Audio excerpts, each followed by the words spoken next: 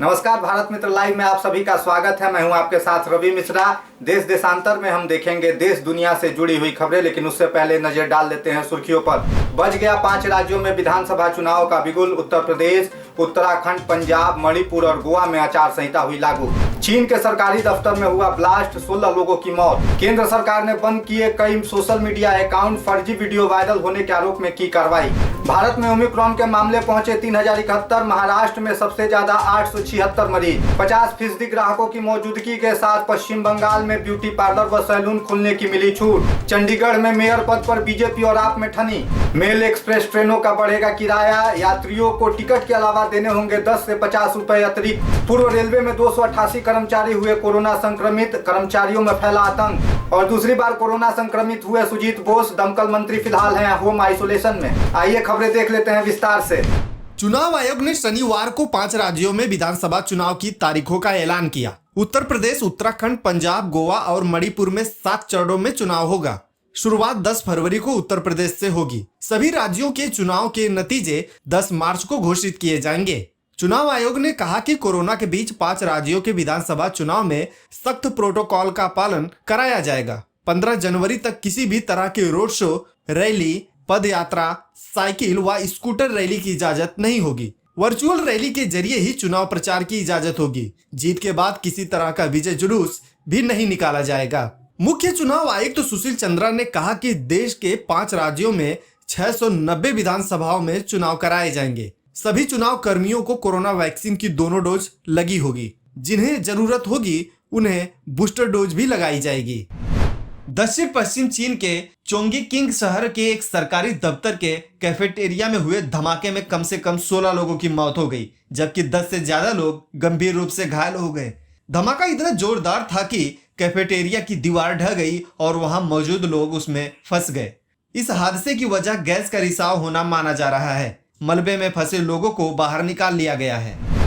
देश में सांप्रदायिक सौहार्द बिगाड़ने और सोशल मीडिया पर फर्जी वीडियो वायरल करने के आरोप में केंद्रीय सूचना एवं प्रौद्योगिकी मंत्रालय ने कई सोशल मीडिया खातों को बंद कर दिया है। मंत्रालय ने ऐसे यूट्यूब चैनलों के साथ ही संबंधित खातों और चैनलों के मालिकों के खिलाफ सख्त कानूनी कार्रवाई करने की चेतावनी दी है। मंत्रालय ने बताया कि कई ट्विटर हैंडल अकाउंट और चैनलों के खिलाफ शिकायतें मिली थी कि वे फर्जी वीडियो को कैबिनेट बैठक की वीडियो बताकर सांप्रदायिक अशांति फैलाने के मकसद से उसे वायरल कर रहे थे। इसके बाद अब तक 83 ट्विटर हैंडल उड़ाए जा चुके हैं। 4 यूट्यूब वीडियो हटा दिए गए हैं। इंस्टाग्राम से भी एक गेम को डिलीट कर दिया गया है। देश में कोरोना वायरस के नए वेरिएंट ओमिक्रॉन के अब तक 3071 मामलों की पुष्टि हो चुकी है। इनमें से 1203 मरीज ठीक होकर घर लौट चुके हैं। केंद्रीय स्वास्थ्य मंत्रालय ने शनिवार को बताया कि ओमिक्रॉन अब देश के कुल 27 राज्यों और केंद्र शासित प्रदेशों में फैल चुका है।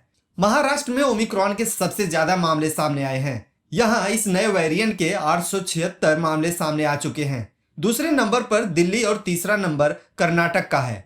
चौथे नंबर पर राजस्थान है, जहां 291 मामले सामने आए हैं।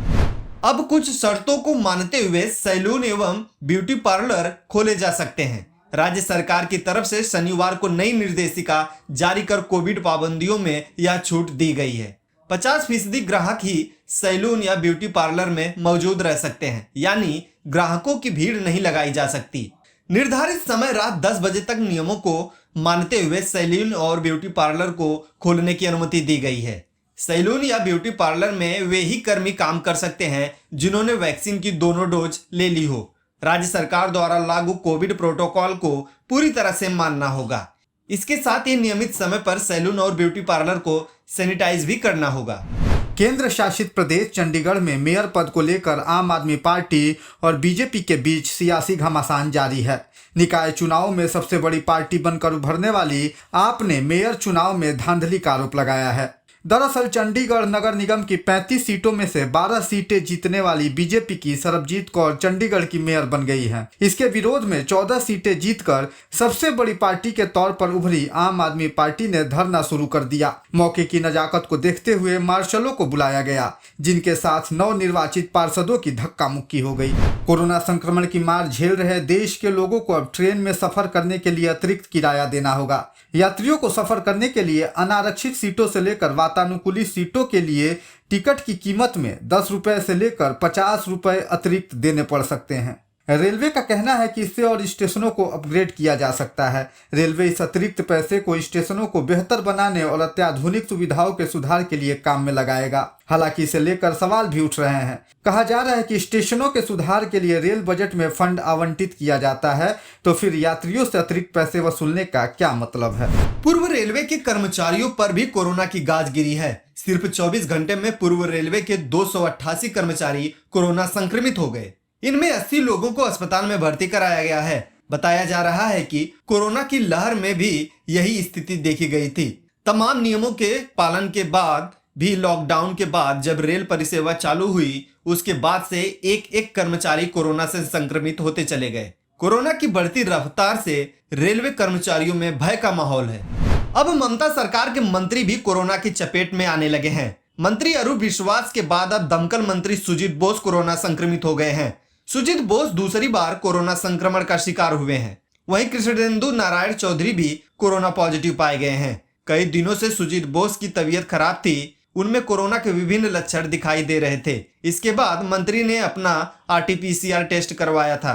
शुक्रवार को जांच रिपोर्ट में मंत्री कोरोना संक्रमित पाए गए हैं। देश देशांतर में आज के लिए इतना ही। हम फिर मिलेंगे, लेकिन तब तक के लिए हमें दीजिए इजाजत। नमस्कार। अगर आपको हमारा ये वीडियो अच्छा लगा तो इसे लाइक करें, शेयर करें और हाँ, सब्सक्राइब करना ना भूलें।